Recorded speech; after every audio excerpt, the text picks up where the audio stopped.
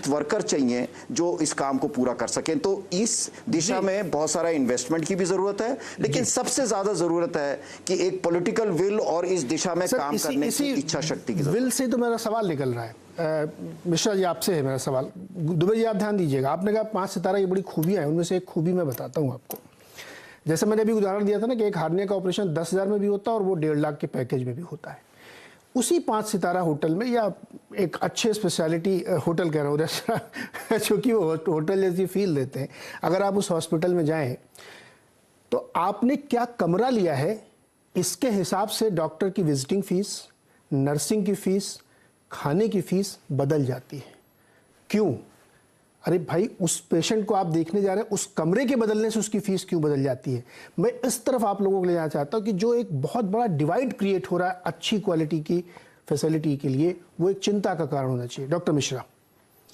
नीरज, ये जो अब मैं चूंकि प्राइवेट में भी मैंने गवर्नमेंट में 37 वर्ष काम किया है और अब मैं प्राइवेट में हूँ, तो मुझे यहाँ की भी चुनौतियों का पता है और जो सरकार में चुनौतियां हैं उसका भी काफी कुछ मैंने देखा भी है, किया भी है। अब जैसे एम्स में ही जब 14,000 रोगी प्रतिदिन आते हैं हमारे आउट पेशेंट में, तो मैं अपने सहयोगियों से यही कहता था, इसको आप अपॉर्चुनिटी मानिए, ये आपकी यूएसपी है। और ये देखिए कि जितने भी लोग आ रहे हैं उनको किस तरह से हम अब उनका एक्सपीरियंस को फ्रेंडली बना सकते हैं जब वो आते हैं। एक तो ये बात हो गई। दूसरे, जब आप कह रहे हैं कि रूम के हिसाब से क्यों चार्ज होना चाहिए, ये प्राइवेट में है ये कि अगर आप डीलक्स रूम लेते हैं तो आपके हर चार्जेस बढ़ जाते हैं।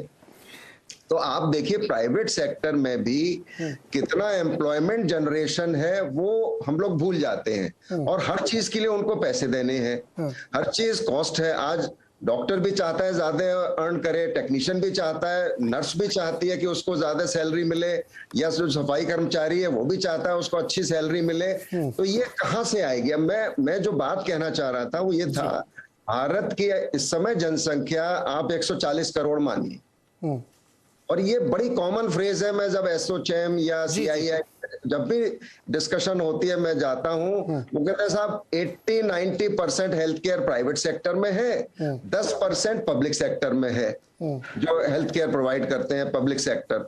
मैंने कहा ये अधूरा वाक्य है। ठीक है, मैं मानता हूं 80-90% प्राइवेट सेक्टर में है, चाहे वो छोटे नर्सिंग होम हो, मिडिल नर्सिंग होम हो, बड़े अस्पताल हो, लेकिन उसको एक्सेस कितने लोग कर रहे हैं? जी सर, ये जो गैप है जो जिसकी आप बात कह रहे हैं वो ये गैप है। और वो जो हमारे 10% जो अस्पताल पब्लिक सेक्टर में है, चाहे मेडिकल कॉलेज हो, जिला अस्पताल हो, या और जो भी है, उनमें 90% जनसंख्या जाके कंपीट कर रही है उसी बेड के लिए। जी, ये जो जी, है इसको दूर करना, और उसके लिए आपको जैसे डॉक्टर अरोड़ा ने कहा, और दूसरा हम भूल जाते हैं, जब हम डॉक्टर रेशियो की बात करने लगते हैं तो हम आयुर्वेद डॉक्टर्स को बिल्कुल अलग से कर देते हैं, उसमें फिर हम एलोपैथ डॉक्टर को ही शामिल करते हैं। नहीं डॉक्टर मिश्रा जी, मैं इंफ्रास्ट्रक्चर की तो अपनी एक है, मैं जिस मूल प्रश्न को इस आज़ादी के महोत्सव में हम लोग ये डिस्कस करना चाहते हैं, मैं आप सारे लोगों की बातों से सहमत हूं, मैं उस इकोनॉमिक्स को डिस्कस नहीं कर रहा हूं। मैं ये कह रहा हूं कि 2 चीज़ें जीवन में, किसी के भी जीवन में बहुत महत्वपूर्ण होती है, एक शिक्षा और एक स्वास्थ्य।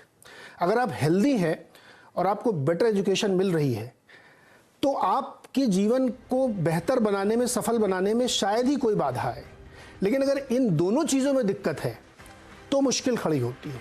हमको एक बेस्ट क्वालिटी की चिकित्सा रीजनेबल प्राइस पे मिले, हमको बेस्ट क्वालिटी के एजुकेशन एक्सेसिबल हो और रीजनेबल प्राइस पे मिले, ये हमारा हक है। हमको तभी तुम आगे बढ़ पाएंगे एक देश के तौर पे, एक नेशन के तौर पे। लेकिन जो हम लोग अभी समस्याओं को डिस्कस कर रहे हैं, ये आज नहीं तो कल सोचनी पड़ेगी कि अगर मुझे 1.5 लाख रुपए में हार्निया जैसा छोटा सा ऑपरेशन कराना है तो मुझे उसके लिए कमाई करनी पड़ेगी ना, फिर वो उसके मीन्स बदलने लगते हैं।